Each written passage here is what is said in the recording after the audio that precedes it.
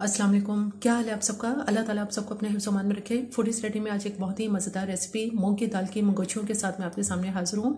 दाल को मुख्तलिफ तरीक़ों से तैयार किया जाता है, लेकिन जब आप इसकी मंगोछियाँ बनाते हैं और इसको एक डिफरेंट स्टाइल से तैयार करते हैं, इसके पकौड़े बनाकर और इसका सालन तैयार करते हैं, तो ये खाने में बहुत ही मज़ेदार लगती है। इससे पहले कि मूंग की दाल की मंगोछियों के क्या इंग्रेडिएंट्स हैं और ये किस तरह से तैयार होती हैं, मेरे चैनल को अगर आपने सब्सक्राइब नहीं किया तो मेरे चैनल को ज़रूर सब्सक्राइब कीजिए, लाइक कीजिए और शेयर कीजिए। आइए चलते हैं, देखते हैं कि मूंग की दाल की मंगोछियाँ किस तरह से तैयार होती हैं। बिस्मिल्लाहिर्रहमानिर्रहीम। मूंग की दाल की मंगोछियाँ या मंगूरे भी कहा जाता है। मंगोछियाँ बनाने के लिए सबसे पहले हम इसका मसाला तैयार करेंगे, और मसाला तैयार करने के लिए यहाँ मैंने चूल्हा ऑन कर दिया है। इसके ऊपर मैंने एक देगची रख दी है। अब हम इसमें ऐसा करेंगे कि इसमें कम से कम आधा कप इसमें ऑयल डालेंगे। ऑयल को थोड़ा सा गर्म कर लेते हैं। जैसे ही ऑयल गर्म होता है तो यहाँ 2 दरमियाने साइज की प्याज हैं, जिनको मैंने बारीक इस तरह से कटिंग कर ली है। इसकी ये सारी प्याज हम इसमें डाल के इसको लाइट गोल्डन होने तक फ्राई कर लेंगे।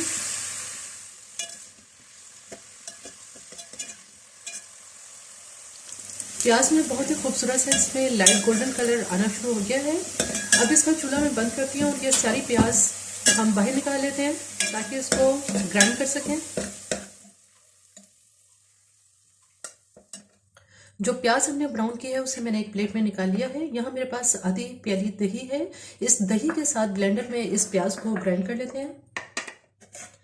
प्याज और दही की ये सारी पेस्ट इस बॉल में डाल देते हैं।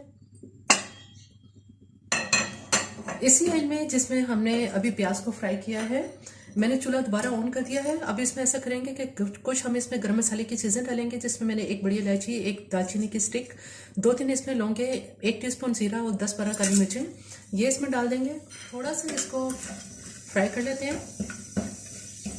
ऑयल चूँकि गर्म है इस वजह से जीरा जल्दी इसमें फ्राई होने लगा है। अब जो प्याज की पेस्ट हमने तैयार की है ये सब इसमें डाल देंगे। इसको थोड़ा सा इसमें फ्राई कर लेते हैं।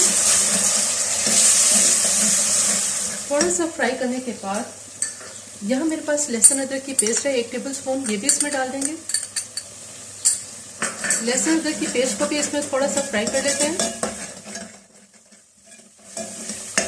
ज़रा सा लहसुन अदरक को इसमें फ्राई कर लेने के बाद अब जहाँ मेरे पास टमाटो पेस्ट है, मैंने इस टमाटर जो है वो ब्लेंडर में ग्राइंड कर लिए थे। 3 टेबल स्पून की हम इसमें टमाटर की पेस्ट इस्तेमाल करेंगे। और इसके साथ ही कुछ मसाले हैं, जिसमें मैंने तकरीबन 1 टीस्पून नमक दिया है, 1/2 टीस्पून इसमें पिसा हुआ धनिया है, 1 टीस्पून भर के लाल मिर्च का पाउडर लेंगे और 1/4 टीस्पून हल्दी लेंगे। ये सारे मसाले इसमें डाल देंगे। और ब्लेंडर में चूँकि मैंने प्याज और दही इसको ग्राइंड किया था, इसलिए जो थोड़ी बहुत नीचे रह गई थी उसी में मैंने पानी डाल दिया है, ताकि जब हम ये इसमें पानी डालें तो तमाम प्याज और दही इसमें शामिल हो जाए। अब इस मसाले को बहुत अच्छी तरह से भून लेते हैं। कम से कम 1 गिलास पानी मैंने इसमें ब्लेंडर में डाला है। मसाले को हम चेक कर लेते हैं। तकरीबन 15 से 20 मिनट में बहुत ही ज़बरदस्त इसका मसाला तैयार हो चुका है। आप देखें कि इसका जो ऑयल है वो सेपरेट हो गया है मसाले से और बहुत ही खूबसूरत इसका कलर आ गया है। अब यहाँ ऐसा करेंगे कि इसमें इसकी ग्रेवी तैयार करने के लिए इसमें 2 से 3 गिलास पानी डालेंगे,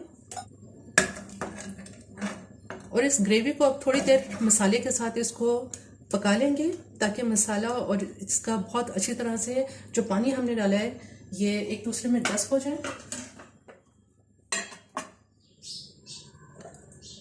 मसाला तैयार कर लेने के बाद अब यहाँ पे मेरे पास ये मूंग की धुली हुई दाल है, जिसको मैंने सुबह फजर में 5 बजे इसको पानी के अंदर इसको डिप कर दिया था, और अब इस वक्त तकरीबन दिन के 12 बज रहे हैं, यानी 7 घंटे हो चुके हैं इस दाल को पानी में भीगे हुए हैं। ये पानी ज़्यादा है, मैं इसमें से पानी इसका कम कर देती हूँ। ये देखें बिल्कुल थोड़ा सा इसमें ये पानी रह गया है। इस पानी के साथ इस दाल को ब्लेंडर में ग्राइंड कर लेते हैं, और इसकी अब मैं पेस्ट तैयार कर लेती हूँ।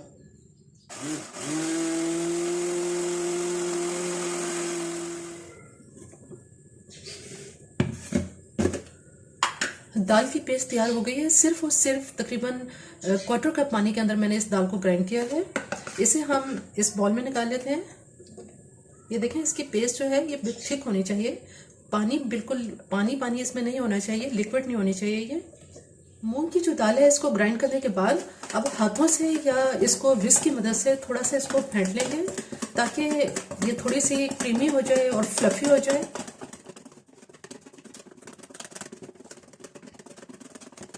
तकरीबन 2 या 3 मिनट तक बहुत अच्छी तरह से विस्क से इसको फेंट लेने के बाद अब यहाँ मेरे पास कुछ स्पाइसेस हैं। इसमें मैंने मीठा सोडा लिया है ½ टी स्पून, और यहाँ पे मेरे पास नमक है। चूँकि हम सारे ये मसाले नमक और मिर्च जो है वो मसाले में भी डाल चुके हैं, इसलिए मसाले को बैलेंस रखना है कि बहुत ज़्यादा तेज़ ना हो जाए।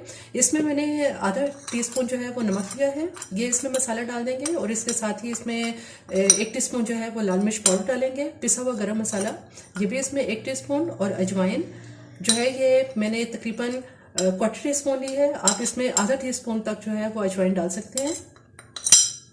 थोड़ा सा इसको मज़ीद इसमें मिक्स कर लेते हैं।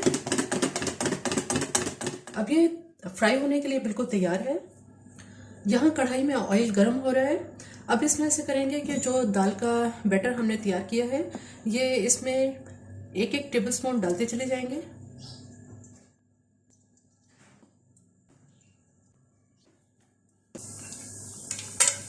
हल्की आंच पे इनको फ्राई करेंगे। जैसे ही इसमें लाइट सा कलर आना शुरू होगा तो इसकी साइड चेंज कर देंगे।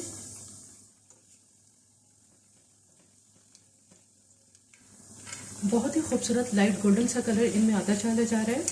अब इनको निकाल लेते हैं। पकौड़ों की तरह इनको बहुत ज़्यादा सुर्ख नहीं करेंगे।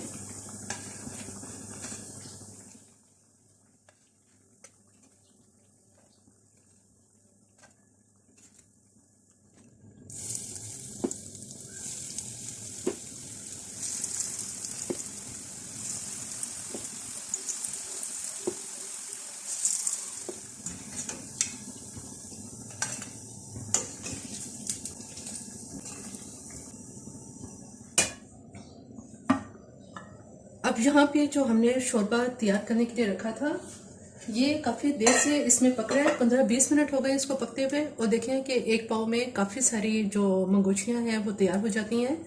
अब ये सब हम इसमें डाल देंगे। जिस वक्त आपने खाना खाने के लिए जब आप इसको तैयार करें तो 15 मिनट पहले डालें, और इसको 5-10 मिनट तकरीबन 10 मिनट तक पकाने के बाद फिर आप खाना जो है वो आप इसका सर्व करें। अगर ज़्यादा देर तक आप इसमें इसको पहले बना के रख लेंगे तो उस सूरत में ये शोरबा काफ़ी हद तक अपने अंदर जज़्ब कर लेती हैं और इसका शोरबा खुश्क हो जाता है। 5 से 10 मिनट तक मैं इसको पकाऊंगी। अब मज़ीद 10 से 15 मिनट तक पकाने के बाद अब ये बिल्कुल तैयार हो चुके हैं। देखेंगे अपने साइज़ से पहले से ज़्यादा बड़ी हो गई हैं क्योंकि ये शोरबे को अपने अंदर जज़्ब कर लेती हैं।